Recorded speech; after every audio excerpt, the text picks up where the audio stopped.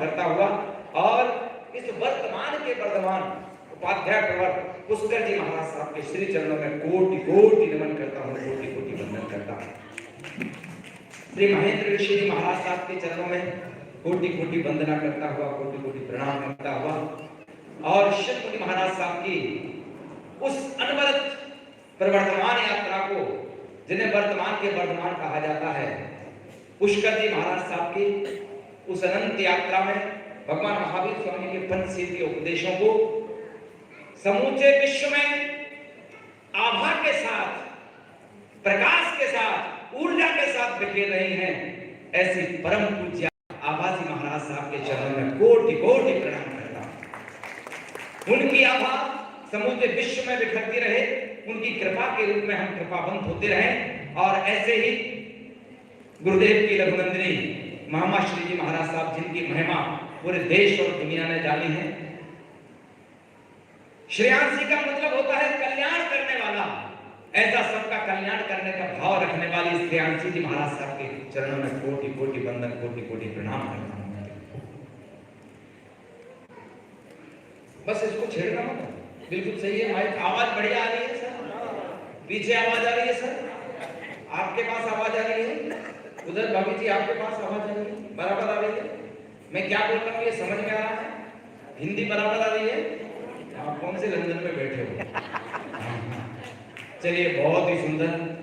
भगवान महावीर स्वामी के चरणों की वंदना हो, भगवान महावीर स्वामी की वंदना और मां वीणा पाणी की आराधना के लिए मैं निमंत्रण दूं। कवियों का एक परिचय में दे रहा हूं, महाकाल से महाकाली तक और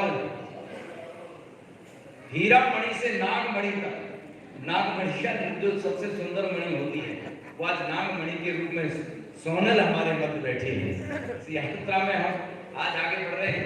मित्रों, एक चेहरा आप उधर देख रहे हैं, जय श्री महाकाल की टोपी जो लगाए हुए हैं, सच मानिए पूरे देश और दुनिया में जितनी द्रुत गति से इसका विस्तार हुआ है, जितना वायरल हुआ है, आज तक कोई कवि नहीं हो पाया है। हिमांशु भवंडर, कोई टीवी चैनल छूटा नहीं रहा जहां इनकी गूंज ना हो। जोरदार तालियां बजाना है आपको।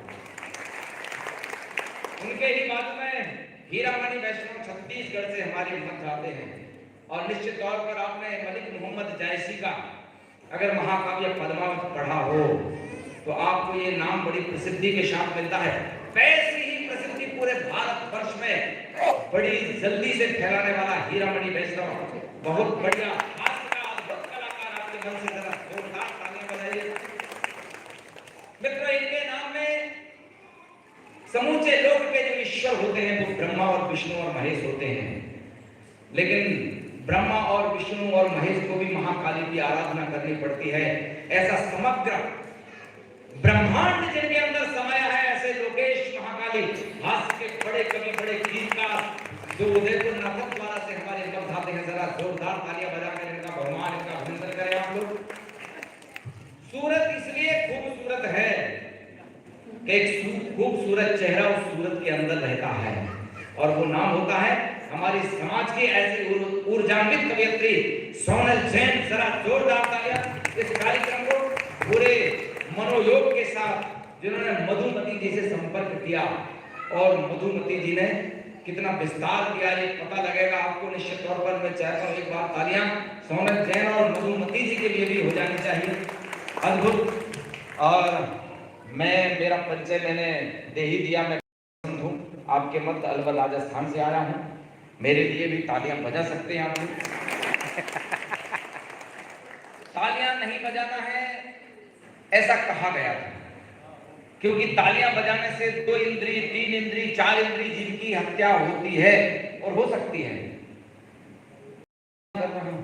तालियां नहीं बजाने, तालियां बजाने से 2 इंद्री, 3 इंद्री, 4 इंद्री जीव की हत्या हो सकती है, लेकिन तालियां नहीं बजाने से संगी पंचेंद्री जीव शहीद हो सकता है। पाप ज्यादा किसमें लगेगा? आपको विचार। जब शहीद हो जाएंगे तो तालियां बजाते रहिएगा। आपकी तालियां ऑक्सीजन का काम करेंगी। आइएगा, आइए भाई साहब, आप आगे आ जाइए, आगे आ जाइए। सोफा खाली आ गएगा। आप सही समय आए, हमने थोड़ा जल्दी शुरू कर दिया है, कहीं से आप भी सही समय पर पधारे। आप पीछे मत बैठिए, आगे आइए, आपके लिए